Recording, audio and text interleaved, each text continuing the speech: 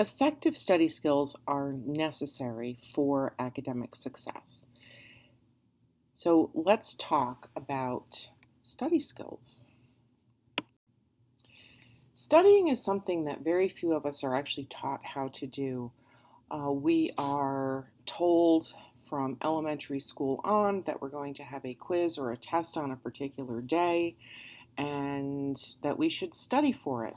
But very few of us actually are taught how to engage in the studying process so that it best serves us. And sometimes what we choose to do works and we get the results that we want, and sometimes it doesn't. And what happens when it doesn't work is that we tend to take what we're doing for our studying process and double down and just simply do more of that same thing, which is not always the best approach, because if it's not working for us in a smaller set, enlarging that or doing more of it is not going to be effective. So we're going to go through some suggestions for improving your study skills, but it's important to know that you don't have to try to do all of these study skills. You don't have to try to incorporate all of them. What you really want to do is see how they align with what you already do for studying and change things up to see what works best for you, because every student functions a little bit differently. Everyone benefits from slightly different approaches to things like studying. So as we go through them, take note of what you do and how some of these suggested improvements will play into and fit into what you're already doing to see how you can improve your skill set for studying. So the first thing is to study in chunks. There's been a lot of research done that shows that the optimal amount of time to study is 2 hours, so that you don't sit there and spend 6 hours, pull an all-nighter studying for a midterm or a final. You want to break down your studying into 2-hour chunks. And that, though, shouldn't even be a continuous 2-hour chunk.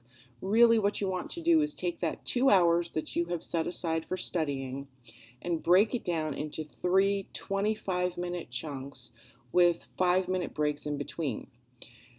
The purpose of this is that 25 minutes is our absolute max attention span.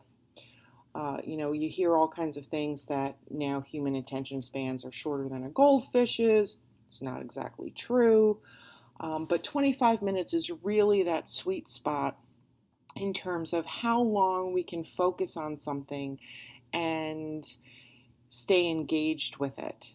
And 5-minute breaks are really important. This keeps you fresh. It actually encourages you to remember more of the content that you're covering, and keeping this in mind that you're supposed to be studying in these 2-hour chunks that are broken down should really point out to you that you should be studying throughout the semester for each of your classes and not simply studying for a particular quiz or a test. One of the things that I like to remind students of is that studying is what allows us to turn information that's presented to us in class and class materials into knowledge. And really the goal of education is not to, get a particular grade. It's not to be able to memorize all of the information and then take a test and then walk out of the test and not remember anything. It's to take the information that's presented to us and turn it into true knowledge, because once that knowledge is yours, it is yours forever. So when you're studying, there should be this breakdown of reading and what's referred to as reciting. And the breakdown is that you should study for your 2-hour chunks, 25-minute mini chunks within that, and spend 20% of your time reading over your notes and your other materials, so that you're not just sitting down to study and reading all of your notes or reading all of your textbook or reading assignments for the particular quiz or test. You're only spending 20% of your time reading over those notes. And then the other 80% of that time, you're asking yourself questions and answering those questions in your own words. And this is what really ensures that you're learning and not just memorizing the information. Sometimes, doing this recitation part out loud, as weird as it may feel or sound, can be a really good approach.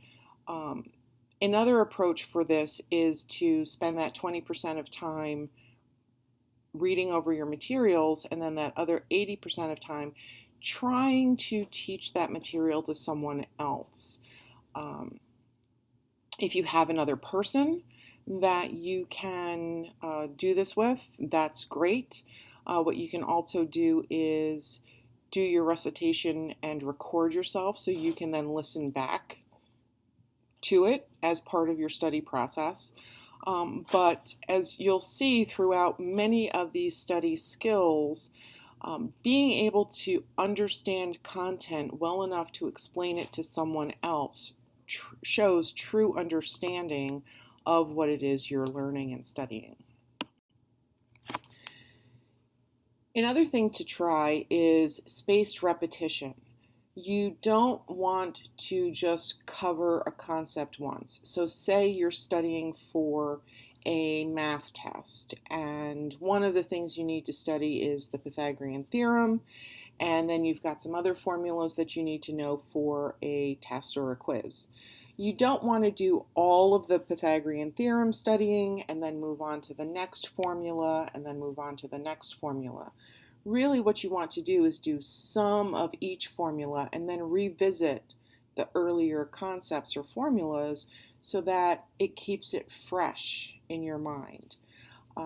It also helps us stay focused, because if you spend a lot of time on a single concept, you get bored, and that causes us to lose focus and actually retain less of the information. So by taking the concepts that you need to study for a particular course and breaking them down and sort of spending one 25-minute chunk on one concept, and then the second 25-minute chunk on a second concept, and the third chunk on a third concept, and then rotating back to that first one during your next 2-hour study session, it makes it much easier for you to focus and retain the information. Now, there's a separate module discussing taking notes, and it's important to know that notes are your friend. When you are taking a course, when you're studying for a course, notes are your friends. And you should already have notes by the time you sit down to study from your class lectures, from any readings that you've done, but the notes that you take when you study are a bit different. They really allow you to put the content in your own words, kind of like that recitation, the reciting part, allows you to read and then summarize for yourself and put it into your own words to answer those questions that you're asking. It doesn't need to be a complete rewrite of your notes.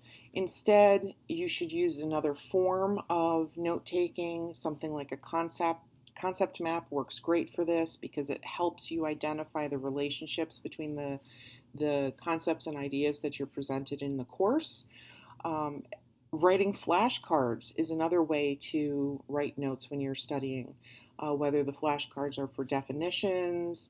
If you're taking a class like anatomy and physiology, a lot of students use flashcards for the different body systems and parts that they need to know and identify. When you're taking a math course, flashcards are fantastic for formulas. You can put the formula on the front, the information, how to solve it, what it's used for on the back. And simply the act of writing these things out is actually an act of studying. You can also study like a teacher, and this builds on the earlier steps, especially this read for 20%, recite for 80%. What you really want to do is understand your concept well enough that you can explain it to someone else. We've all heard this expression, explain it to me like I'm a 5-year-old. And this is really what you should be able to do. You should be able to explain the concepts that you're studying well enough to someone who knows nothing about them, because this means that you have true understanding of the concepts yourself. And your concept, no matter how complex it is, should be able to be simplified in a way that you can explain it to a hypothetical 5-year-old. And that is really a fantastic demonstration of your own understanding. Then there's this technique called SQ3R. And this is a reading technique, and it's discussed in more detail in the module on reading. But I'm going to do a quick breakdown here. So SQ3R stands for survey, questions, read, recite, and review. So the S, the survey, this is when you are studying and you're looking through notes, you're looking through textbook chapters, you want to browse through the reading. You're not actually reading the content at this point, you're looking at it, paying attention to things like headings, bold and italic print, callouts in the margins, stuff that is designed in print to draw your attention, because it's designed that way on purpose. Those are the important things. Then, if you have a study packet or a textbook that has a question section for the particular chapter or content, you want to read through all of the questions before you actually read the text. This helps frame the information that you're going to read and actually serves as prompts as you're reading for your brain to go, oh, this is something I should remember. Then you're going to go back to the beginning of the reading and read through the text. And you should be pausing occasionally to take notes and summarize what it is you've read. Because as we've talked about in the note-taking module, and I'll talk about more in the reading module, you shouldn't just be copying word for word information from the text. You really should be summarizing and putting things into your own words. Then we move on to the recite part, which is, again, asking yourself questions and reciting the answers, whether you do that out loud and talk to yourself or you do it in your head, that's fine. But the goal here is to not look back at the text in order to answer the questions. And then lastly, review. You're going to go back to that question section and review those chapter questions. And if you can't answer any of the questions, then you review the sections in the text that are specifically related to those questions. It actually may sound like a lot more work in terms of reading or the reading process, but it makes you a much more effective reader. And with practice, it actually speeds up the reading process. Then something else to keep in mind is time. Now, I started by talking about chunking your study time into these 2-hour chunks and then breaking each 2-hour chunk down into 25-minute chunks. In addition to that, what you really need to do is schedule specific times to study.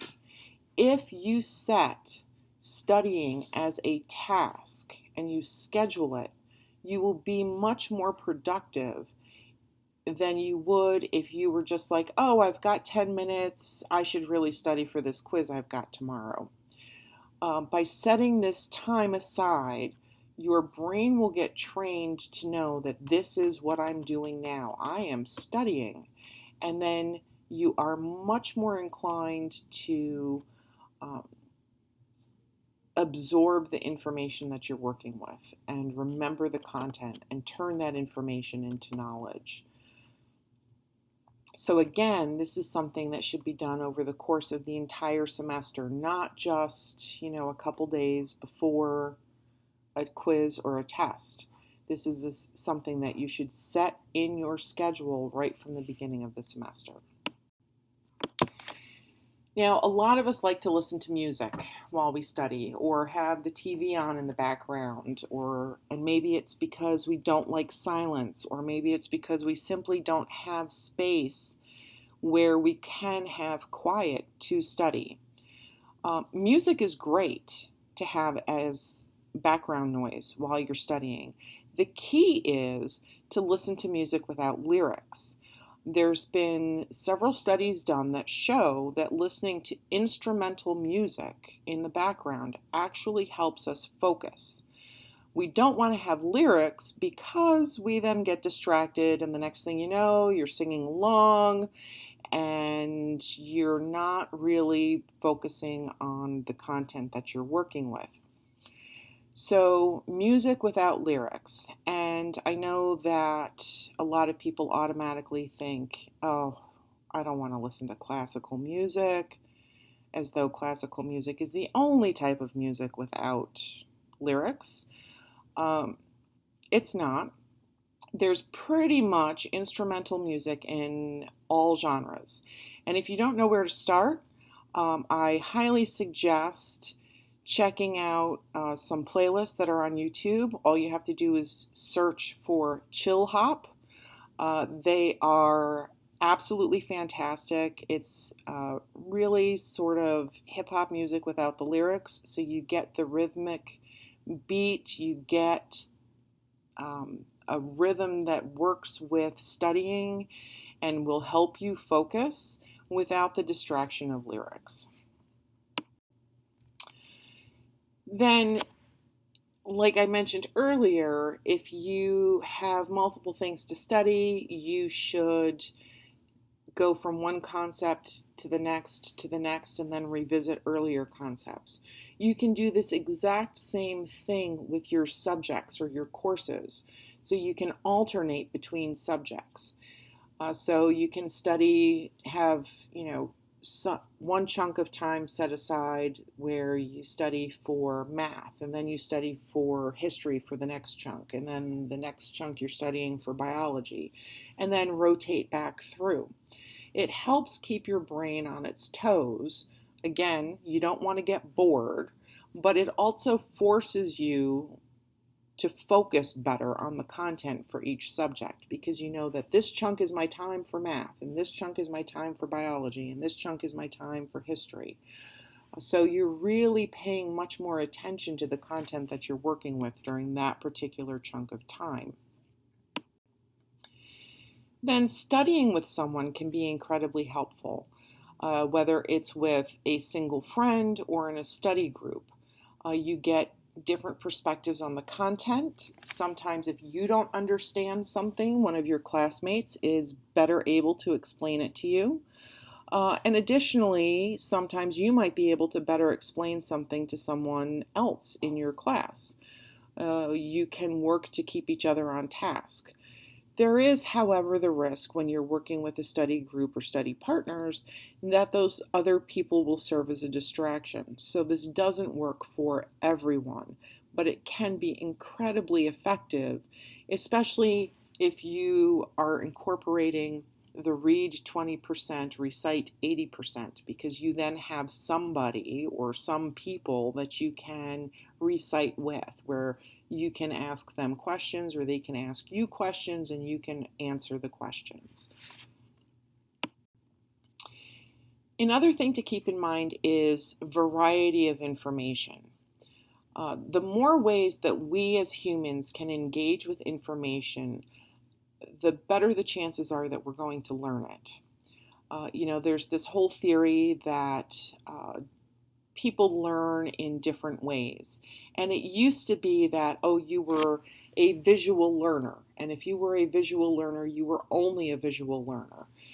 They've since come to realize that no one is solely a one-style learner, that we all benefit from engaging in information in a variety of ways. And most of your instructors understand this and incorporate multiple modes of information presentation in their classes. So you'll have readings, you'll have videos. If your instructor does not provide those types of things, you have the internet. You can absolutely seek out supplemental information through multiple sources. So whether it's that you're taking a history class and you've gotten all these readings, but you don't have any videos and you kind of just need to change the pace a little bit, there are lots of documentaries, and not all of them are, 3 hours long, online that you can watch, and you can focus on getting that same information through a different mode. You can watch videos on Khan Academy for math or a science class and supplement what you're getting in your course with those things. Also, using study tools like flashcards, diagrams, and mnemonic devices serve as variety in how you get your information. So flashcards, again, also work for the note-taking part of studying because it forces you to sit down and think about what a concept is that you're going to put on the flashcard. Diagrams help you understand the relationship between concepts and ideas that you're being presented with in a course. And mnemonic devices help us remember phrases. Probably one of the most common mnemonic devices is in math, PEMDAS. We have PEMDAS for the order of operations, so you know that you do parentheses, exponents, multiplication, division, addition, and then subtraction. You want to get your information as many different ways as possible to improve your chances of learning. And then, just like you want to set a study schedule so that you train yourself to know that this is when I am supposed to study, ideally you want to designate a specific place for studying. That too helps train your brain to know that if I am in this spot at this time, I should be studying. And this can be a bit of a challenge. So if you're in a dorm or you live with other people, you might not have space that you can dedicate specifically to studying. So it can simply be a specific chair or a spot in your home. Maybe you have a desk. That's great. Maybe you have a chair or a favorite spot. That would be a great spot to set aside as your study spot. The one place that's not recommended is your bed, because your brain is already trained to think of bed equaling sleep.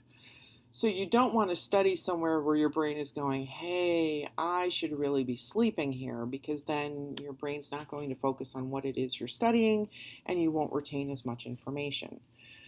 If by chance you're somebody who does not like sitting still, you can pick a series of places. Maybe you rotate from spot to spot as you're studying.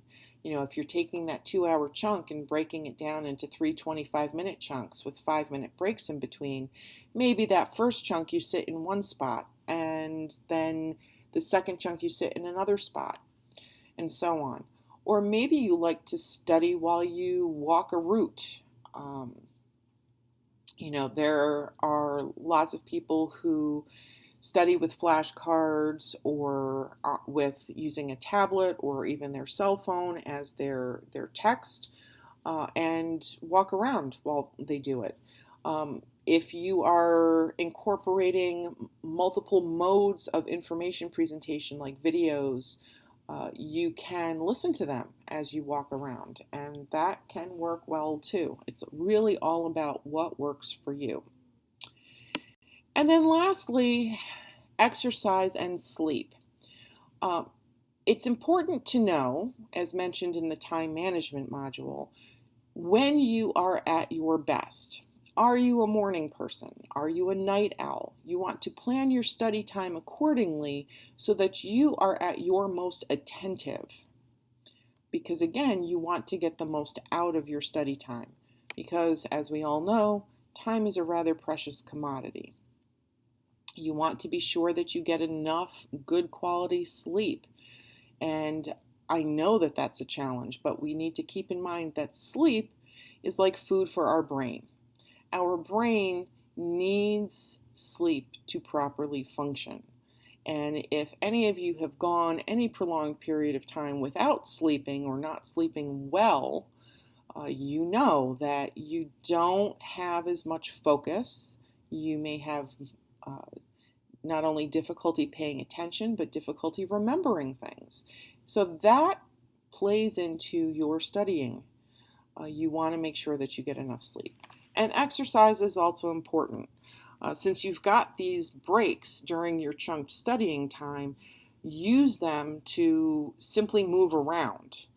Don't just do your 25 minutes and then sit there for the 5-minute break. Get up, walk around. You can do some planks, you can do some yoga stretches, jumping jacks, whatever gets your blood pumping. Dance around your living room. Something that serves as a little bodily refresher. Now, again, none of these things will work. Well, let me rephrase that. All of these things will work, but not necessarily all of them will work for you. Some of them will work for you. Some of them might not work for you. What you really need to do is think about how all of these study skill approaches fit into what you're doing now and which ones you could incorporate to improve what it is you are doing now. So hopefully this helps. Hopefully you've got some new ideas as to how to approach your studying for this semester, and I wish you luck.